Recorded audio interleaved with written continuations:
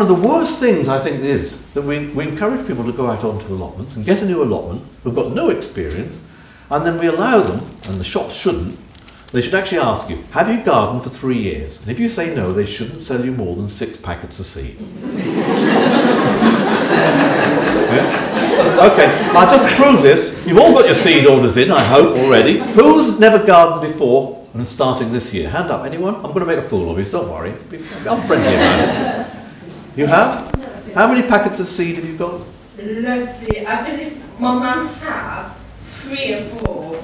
Brilliant! That's what you need. You see, when you're first starting off, you don't want 20 different things to look after, most of which you don't even know how to cook when they get there.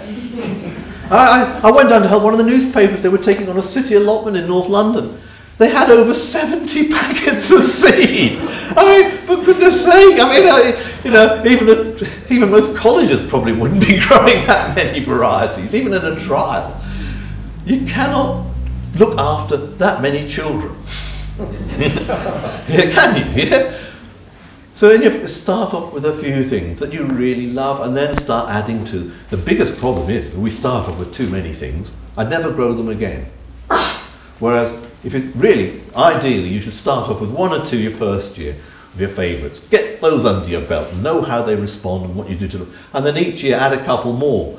And people have been gardening for 20 or 30 years. When did you last try something new? That's actually the other side of it. But often people also don't do the other thing of it, which is try lots of varieties of the same. If you love carrots and you find that carrots grow well on your soil, or badly, 1 year, just invest in 20 or 30 different varieties of carrot. Keep them sealed after you take the seed, a little seed out of each one and reseal them. The seed lasts for a long time if you keep it tightly sealed and in the cool. And instead of sowing a 30-foot row, sow 1.5 foot of each one. And then see which varieties suit you. And they'll also be suited to that year, but more than anything, they'll suit the soil. And choose the ones that do well for you. If you haven't tried these new multicoloured carrots, the reds and the whites and so on, forget it, most of them are rubbish. But I do recommend the yellow ones. There's one called Yellowstone, which makes, I've had parsnip-sized carrots from that, and I love carrot cake, and it's absolutely superb. Really good one to try. Now, there are many things that you will never, ever be able to solve, right? The neighbour's cat coming in and adding fertility to your freshly dug borders. You can do various things, you know, I mean, turn a hose on it, that's not too cruel. Have an automatic hose. Keep the bed sprinkling on all the time. Cats will not go to somewhere wet. But I think far better is to lure them down to the bottom of the garden where you make them a nice dry bed full of compost or even better, you know, freshly bought in shredded bark. And let them have their own little toilet surrounded by catnip, somewhere warm, dry and sunny, and make it nicer there than on your beds. And don't do what some daft, I won't mention the name of the person on the panel, and they recommended putting holly leaves to stop the cats going. I thought, yeah, you're going to love hand weeding next week, aren't you, with holly leaves everywhere. Think out what's going to happen next week as well. There's nothing you can spray will keep the neighbour's kids away.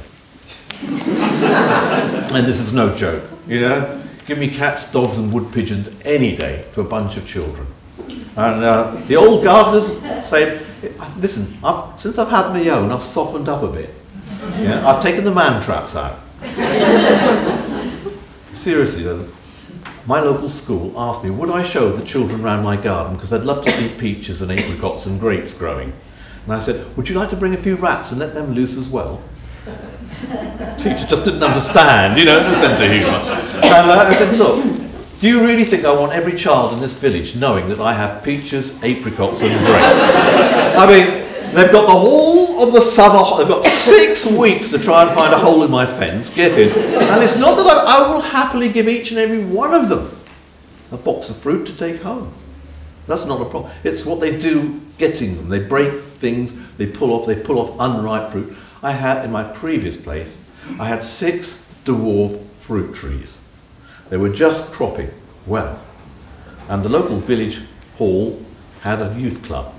And I came home that evening from a talk and I saw apples all along the road.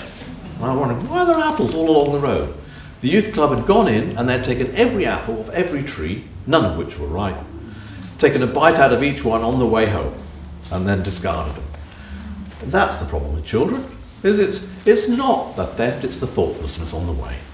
And bless them, yeah, they have the uses.